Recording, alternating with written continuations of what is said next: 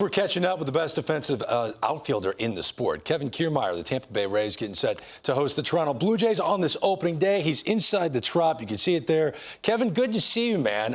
You've been with this organization parts of 8 seasons. Are these the loftiest preseason expectations for this club? 100%. Yes, that's very safe to say. We knew we were going to be good last year, and obviously we accomplished a lot, and our season ended a little bit shorter than what we wanted. But, taking our playoff experience into the offseason, into spring training this year, and then, summer camp 2.0 now, we're hungry, we're motivated, we're ready to go. We've looked great as a team throughout this whole summer camp, and I promise you we're ready.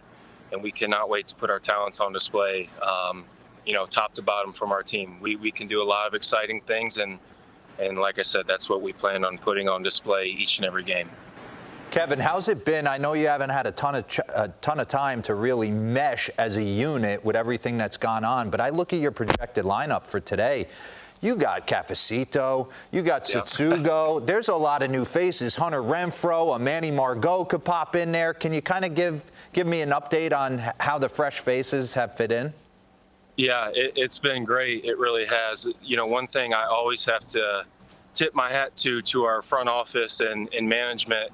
They bring in quality guys every year. Really good baseball players, but also really good teammates, really good people. And when you go throughout a course of a season, you might have a couple bad eggs here or there. And, we have not had guys like that. Yeah. And that's why it's been a joy to be a part of since day one for me, everyday player, since 2014. And we've done a really good job of creating camaraderie in our clubhouse where a lot of guys enjoy being a part of what we got here. And that's a great thing because guys like Longo created the atmosphere in the clubhouse, and I've along with other guys, have tried to keep that going, and Kevin Cash does a great job as well, keeping everything loose. As long as you're ready to go and play, no one's going to say anything to you. But with all the new additions we have this year, it just looks like the same thing from years past, but a lot more talent, more than ever this year among any other, and that's why we're all antsy, itching, ready to go to get this going. And the sky's the limit for us, and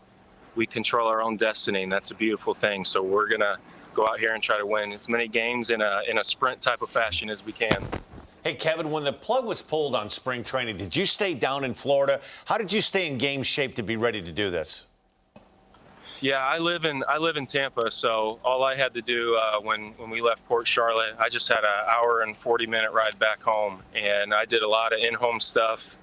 A lot of band workouts, stuff like that, to try to stay flexible. I ran all the time. I was able to throw and hit into net, stuff like that, just to keep my obliques and everything that you need to keep in tip-top shape throughout the season. I did during the pandemic, so I felt more than ready whenever we started summer camp 2.0 up again, and made a lot of strides here as well, along with a lot of my teammates. So once again, I have those jittery butterflies going right now. I cannot wait to take the field with these guys and,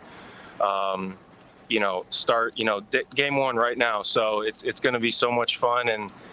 And I just wish 640 would get here as quick as possible. Did you work on your panicked sprint? Because this two-man outfield thing that Kevin Cash is considering, I'm picturing you in center field. You'll have a right fielder, possibly. If the ball is down the line and left, you're going to have to run as fast as you've ever ran to make sure the other guy doesn't have an inside-the-park home run. Yeah, we'll see what happens, with the possibility of a two-man outfield. Obviously, we're going to have the right pitcher on the mound, and it's going to be like a ground ball guy where we're trying to get the ball hit on the ground and have 5 infielders in there, and then two-man outfield would be the backup plan if someone a hitter who is more has more of a higher chance of hitting ground ball rather than a fly ball. It's not like we're doing a two-man outfield to sit here and see how much ground we can cover. It's sit here and really experiment. And we did a little bit in summer camp, but we'll see. I always tell people we're very unorthodox as a team with our strategy.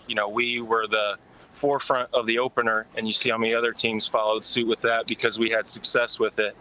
So don't rule a two-man outfield out with us either, because Kevin Cash and our front office, they like getting creative.